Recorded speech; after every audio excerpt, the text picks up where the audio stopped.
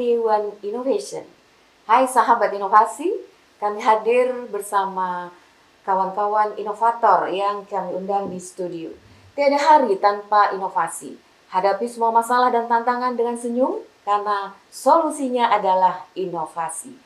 Bersama kita pada hari ini hadir Bapak Dr. Nasruddin dari Baristan yang akan berbincang tentang inovasi-inovasi produk karet yang berbahan baku karet dibuat menjadi bahan-bahan yang nilai ekonominya lebih tinggi dibandingkan kita menjual karet dari kebunnya. Nah, ini peluang inovasi dan peluang bisnis sekaligus bagi para petani kita. Kita sapa narasumber kita. Apa kabar Pak Nas? Alhamdulillah sehat Bu, semoga kita semua selalu dalam keadaan sehat walafiat. Amin, amin. Mudah-mudahan semuanya kita sehat. Mari sahabat inovasi, kita mencari inspirasi. Kita bedah inovasi berbahan baku karet.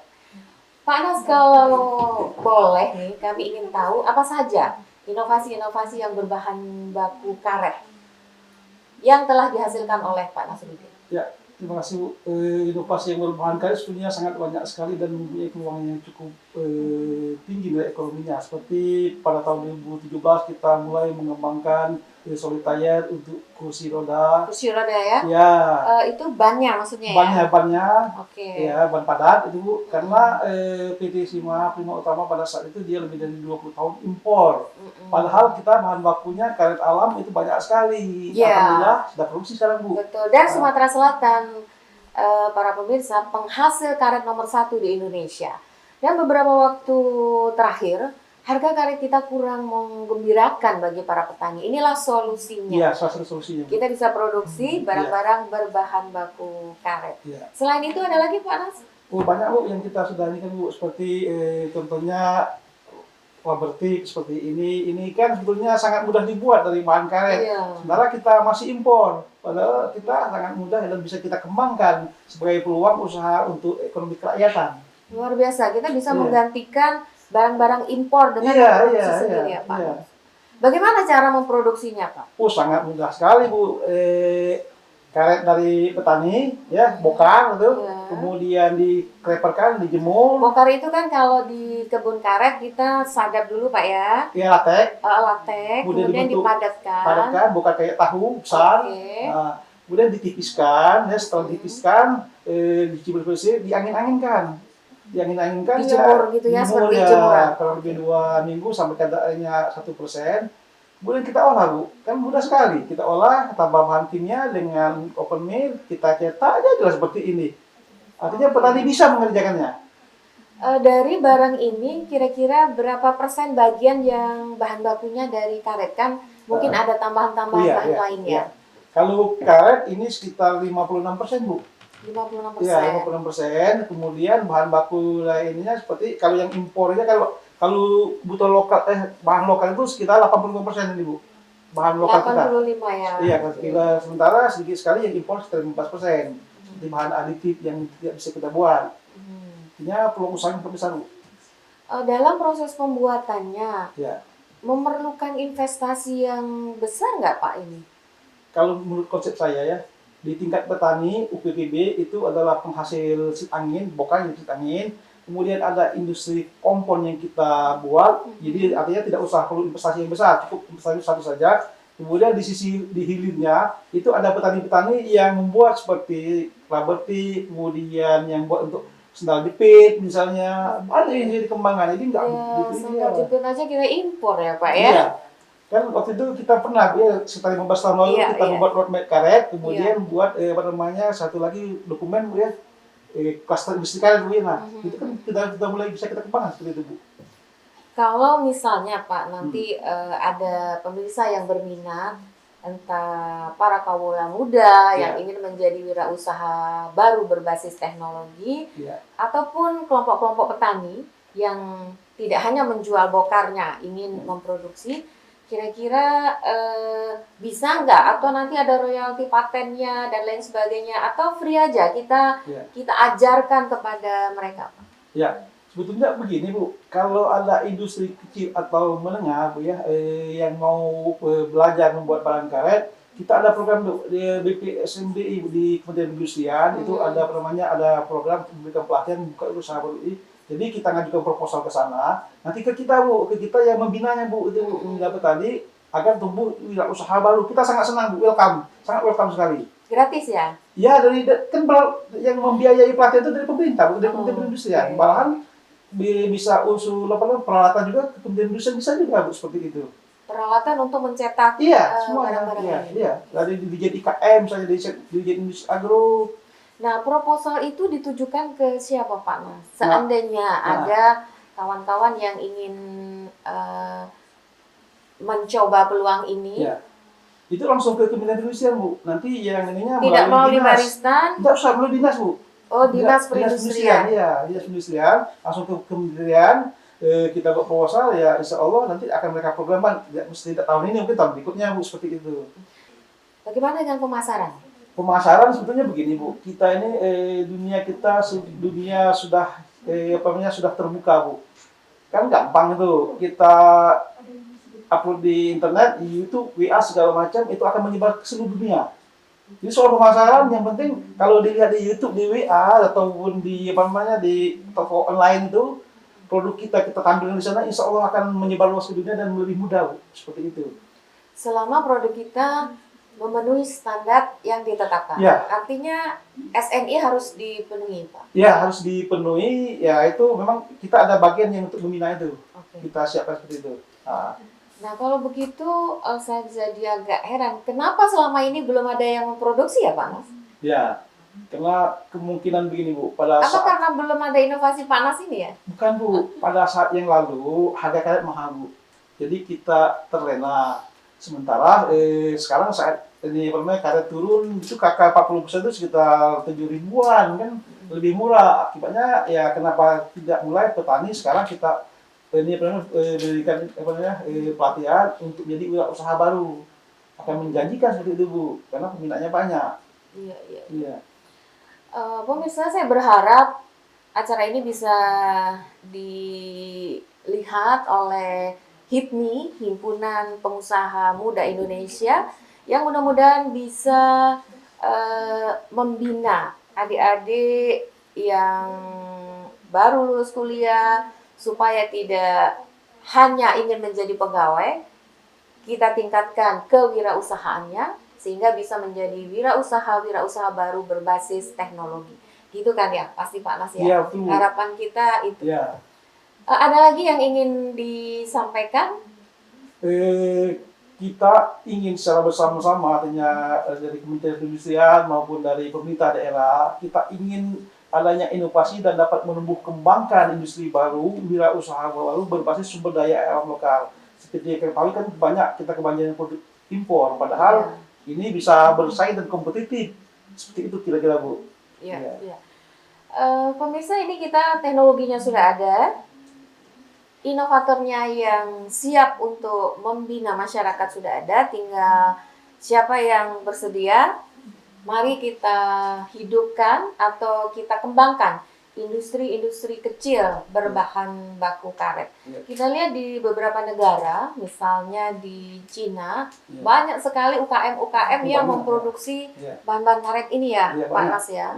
Mudah-mudahan nanti di Sumatera Selatan juga akan tumbuh dan berkembang. Iya. Dan Pak Nasruddin sudah berjanji bahwa Baristan siap untuk membina. Sangat siap. Tanpa ada royalti dan lain-lain, karena royaltinya paten udah dilepas. Kalau untuk masyarakat dipersilahkan, siap kita mentransfer teknologinya. Pak Nas ya. Pak Nas, apa sebetulnya keunggulan dari produk-produk hasil inovasi kita ini? Iya, begini Bu, seperti kita ketahui bahwa ini kan bahan kita nih dari karet alam asli Indonesia Bu ya. Sementara produk seperti tayar yang kita rubber tip yang kita impor itu dari bahan karet sintetis seperti di SBA, kemudian EVDN, kemudian CR. Nah itu karet-karet tersebut adalah turunan dari minyak bumi. Kelemahannya dia tidak elastis, kemudian kompresinya sangat rendah sekali. Kemudian elimination activity-nya juga sangat rendah. Nah dan dia mudah rusak Seperti Oke. itu. Artinya produk-produk kita ini kualitasnya lebih bagus. Oh, lebih bagus Bu, sangat-sangat bagus sekali. Karena sudah melalui pengujian laboratorium Hmm. dan sudah dilakukan dari beberapa kali penelitian. Harganya juga bersaing. Kita lebih murah. Lebih murah Bu, jauh sangat lebih murah dan kompetitif. Kenapa bisa lebih murah, Pak Nas? Karena pertama sumber daya alam hampir 85% itu dibuat dari sumber air lokal Bu. Dia lebih murah dan tidak inden. Dari karet alam Nah, yang filler, dihasilkan oleh petani ya. ya, kemudian fillernya seperti silika, carbon black, kemudian kaolin. Itu campurannya. Campurannya Bu, semuanya ada kan di tempat kita. Oh, itu juga dalam negeri semua ya, Pak ya? Oh iya, dalam negeri semua. Oke. Kemudian pelunaknya juga dari Pertamina. Tadi kan baru sebagian yang Ya. disebutkan oleh Pak Nas. Ada lagi nggak mungkin inovasi-inovasi lainnya berbahan baku karet yang tidak sempat dibawa ke sini hari ini? Ya. Bisa mungkin diperkenalkan juga, Pak Nas? Bu, ada Bu. Kita sudah mencoba membuat artinya berbasis karet untuk mangkok sadar. Mangkok sadar karet itu kan selama ini kan dari batok kelapa atau dari plastik. Batok kelapa itu mudah retak, dari plastik mudah pecah. Nah, sekarang kita buat dari bahan karet. Itu seperti kita ketahui bahwa kita 1 hektar itu sekitar 500 seperti ada 500 pohon karet ya. Nah, itu artinya serapan karetnya itu sekitar 40%. Nah, artinya itu bisa dikerjakan dari petani, oleh petani, dan untuk petani. Nah, apa kelebihannya mangkok karet itu dibandingkan dengan yang sudah digunakan oleh para petani kita saat ini? Ya, kalau mangkok karet itu dari bahan karet, dia tidak mudah pecah dan tahan ozon. Nah, sementara kalau yang dari batok Jadi kalau dia menampung getah itu tidak ada yang terbuang ya? Tidak ada, ya. Itu keunggulan kalau dari bahan karet. Nah, kemudian dari sisi harga? Dari sisi harganya kompetitif, sama. Kita menghitungnya begini. Artinya kalau mangkok dari batok kelapa itu usianya katakanlah 1 tahun bisa rusak. Sementara kalau yang dari bahan karet itu bisa 3 tahun tidak rusak. Kan seperti itu, artinya waktu pemakaian panjang dan dia harga kompetitif. Jadi mungkin memang pada saat membeli harganya sedikit lebih mahal, tapi ini bisa digunakan dalam waktu yang lebih panjang, lebih lama. Nah, untuk pengembangan selanjutnya ke arah mana ini, Pak Nas?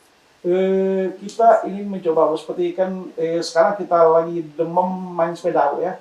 Iya. Nah, itu kan lumayan di mana-mana main sepeda. Nih, berita untuk para penggoes. Iya. Banyak main sepeda. Sementara ban sepeda itu sendiri kita masih impor. Hampir 50% kita impor. Padahal kan kita banyak karetnya. Iya. Nah sekarang kita juga sama PT Sima ya, karena di Sumatera kalau tidak salah itu tidak ada pabrik sepeda. Ya kan? Nah, kita ingin bahwa Sumatera Selatan menjadi pelopor industri pabrik sepeda di Pulau Sumatera. Pabrik sepeda atau pabrik ban sepeda? Pabrik sepeda, satu komponen, Bu. Jadi PT Sima itu merakit komponen untuk sepedanya, kita yang bagian ini bannya. Ya, jadi artinya lengkap utuh artinya buatan anak Sumatera Selatan. Artinya kalau seperti itu mungkin ya Pak, yang untuk bannya ini bisa diproduksi oleh kelompok-kelompok masyarakat yang membentuk kelompok usaha atau UKM. Kemudian rangkanya dibentuk oleh perusahaan tersebut, sehingga ban yang dibuat oleh masyarakat ini sudah tertampung otomatis ada pasarnya. Mudah-mudahan segera terwujud. Tapi tidak itu saja Bu, karena dia ban tidak hanya sepeda, seperti kita lihat kan anak-anak remaja itu sering main skuter ya. Kan ada skuter jalan dengan yang ada elektrik, ada yang manual lah. Itu juga kita kembangkan untuk ban skuter. Artinya banyak pelaku usaha untuk wirausaha muda tuh artinya untuk berkreasi, membuat produk-produk baru. Itu semuanya mesti impor. Impor semua ya? Impor tuh, mesti impor ban-bannya. Luar biasa kalau seandainya ini bisa segera kita wujudkan. Kita mulai dari yang paling sederhana, yang kecil, yang dekat dengan kita, tapi sekarang. Jangan akan membuat ban pesawat, tapi kapan terwujudnya? Betul sekali, sangat betul sekali. Jadi kita mulai dari yang kecil-kecil, pemirsa mau penyanggah tongkat, ataupun bannya kursi roda, ban sepeda. Dan tentunya pemerintah Provinsi Sumatera Selatan juga akan mensupport kegiatan-kegiatan ini karena hilirisasi karet menjadi prioritas pembangunan di Sumatera Selatan. Jadi sebetulnya hilirisasinya itu banyak sekali. Banyak yang sekali, bisa Bu, digunakan. banyak, iya, banyak sekali. Misalnya kita mau buat karpet mobil yang sangat sederhana dulu, jangan yang kayak ikhlas kan, Iya. harganya juga bisa kompetitif dan bisa pelatihannya di Palembang juga, di baris tempat kita. Nah, bicara di Baristan tadi, berarti peralatannya ada di Baristan. Ada semua di barisan. Seandainya Ya. ada kelompok masyarakat yang punya kebun karet, Nah, kemudian mau mencoba Ya. untuk sebagian dari hasil karetnya ini gunakan menjadi produk-produk inovatifnya Baristan, ya. apakah bisa memproduksinya di tempat Baristan untuk sementara? Karena tidak mungkin Ya. akan investasi Ya. mesin-mesin untuk menghasilkan Ya. produk ini.